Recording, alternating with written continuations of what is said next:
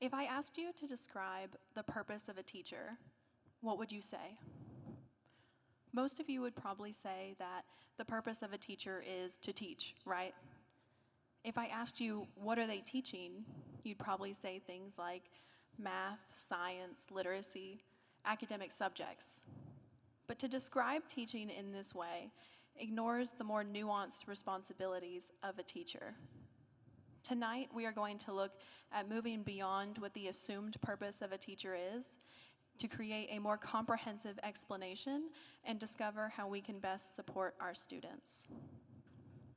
A more in-depth explanation would be to say that the purpose of a teacher is to prepare students for the society that we live in through social, emotional, and academic education. In order to prepare them effectively, we have to utilize trauma-informed care in our teaching. Many people assume that students with trauma backgrounds are the minority, but it is actually the majority of our students, which is why trauma-informed care is so critical to teaching. So what is trauma-informed care? Trauma-informed care essentially comes down to the idea that individuals are more likely than not to have experienced trauma, and that these experiences are likely to impact their behavior in some way. Tonight, I am going to be discussing why trauma-informed care in teaching is needed, what it looks like, and how it can benefit us. Trauma is much more prevalent than many of us realize. One of the tools that we use in education to identify trauma is the Adverse Childhood Experiences, or the ACE quiz.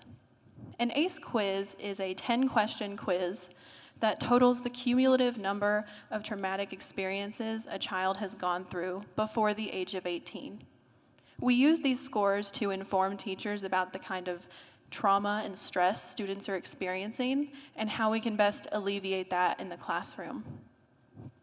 Now, many of you are probably thinking that these questions have to do with specific types of trauma, like abuse or neglect, and some of them do. But one of the questions is if you have divorced parents. Now, many of us have or know someone who has divorced parents. There are many different levels to trauma. It is much more common than people think, and it is very present in our students' daily lives. The number of trauma backgrounds that we're seeing in our students has actually been increasing over time. One of the more recent reasons for this is the COVID-19 pandemic. Now, I don't know about you, but I would definitely consider a global pandemic to be an adverse childhood experience. So if you were to include that in the ACE quiz, that would give every student a starting score of 1. But these scores are more of just a jumping off point, because while it's important to know about students' backgrounds and the kind of trauma they've faced, it's how you use that information to inform your teaching that's really going to make the difference.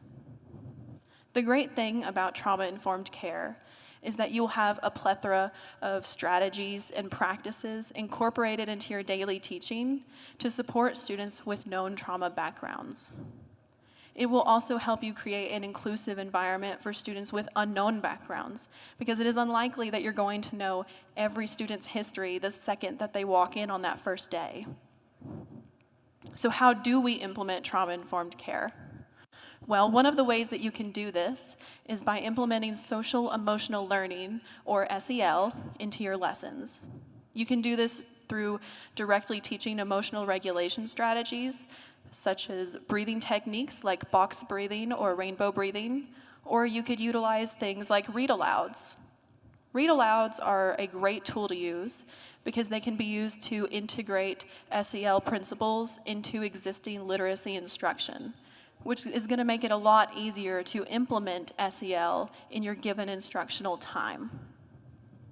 You can also incorporate trauma-informed care practices into your classroom environment through things like a calm-down corner or flexible seating. Now, a calm-down corner is essentially what it sounds like. It is a designated place in the classroom where students can go voluntarily when they need a moment to calm down and regulate their emotions. These can be elaborate themed spaces like a beach chair and a palm tree and sunglasses for every student, or they can be a beanbag in the corner. Either works, either is effective. The important thing is that students understand they can voluntarily use that space whenever they need it, and that it will never be used as a punishment. If you were to use a calm down corner for punishments such as timeout, it's not going to have the same calming effect that you want it to in your students, because they're going to associate it with negative behaviors and negative consequences. So you want to make sure it is only used for its designated purpose. Flexible seating is also really great to have in the classroom. This is where the teacher provides various types of seating. Some examples of flexible seating are wobble stools, floor cushions, exercise balls, or those little fidget bands that go around the bottom of the chairs. Those are my personal favorite.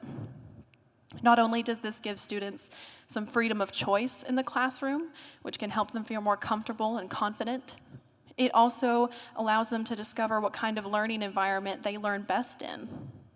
These are especially helpful for students who may need some form of movement in order to focus, or it can just be used to engage students through a variety of interesting and fun types of seating. Lastly, I did want to touch on a few tools that you could have available in your classroom to promote trauma-informed care, such as fidget toys, stress balls, timers, tactile fidget strips, etc. Now, if we're being honest, teachers don't exactly have an abundance of time to plan for these kind of changes on a daily basis. However, there are practices that you can use on a daily basis and that you already use. A great example of this is building relationships.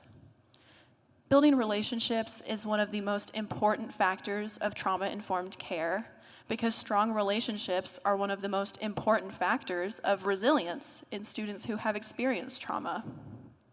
You can actively support this strategy by asking about their interests, doing team building exercises, and promoting academic achievement by emphasizing their growth over their success. Consistency is also another important part of trauma-informed care.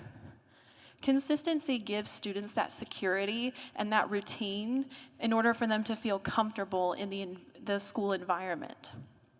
This is especially important for students who may not have that security and that routine at home, because the school may be the only environment in which they receive that control. You can promote this strategy by displaying a class schedule or routine, frequently reminding them of student expectations, and letting them know ahead of time of any changes to their schedule.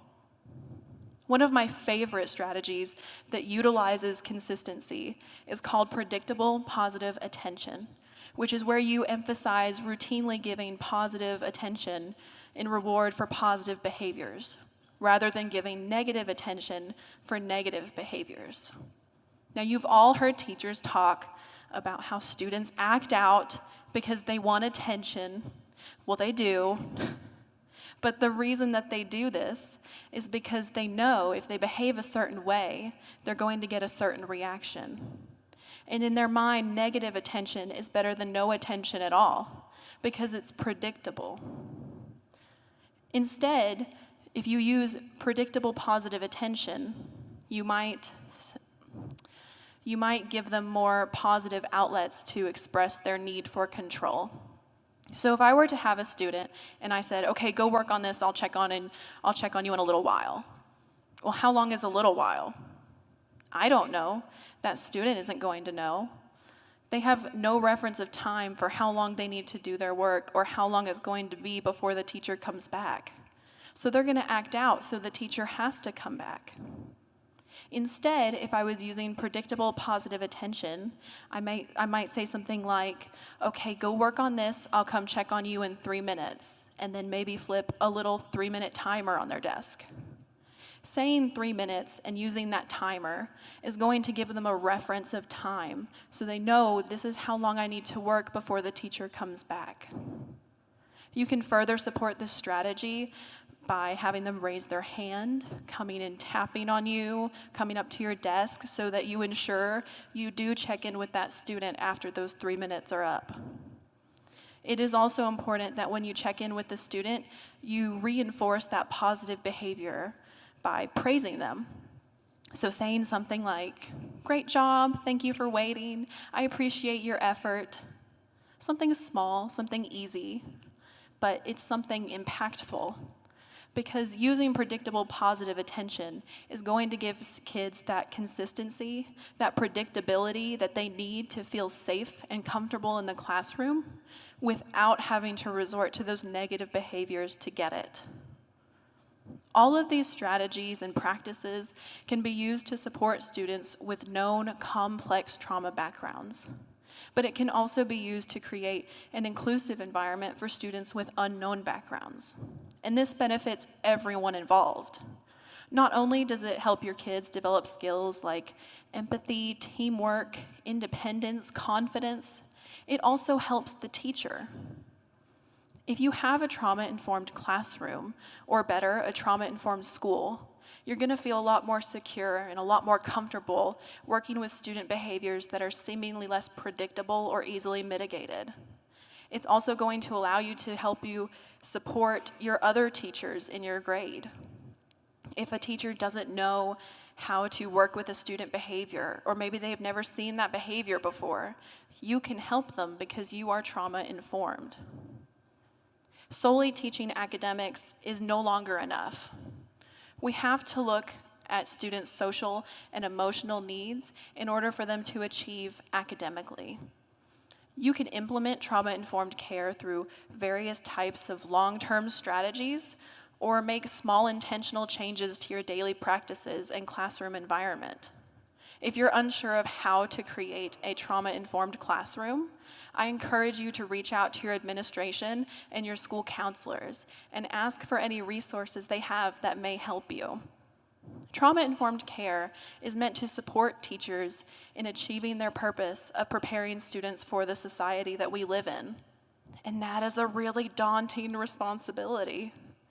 You aren't going to be able to do everything I just named in a single day.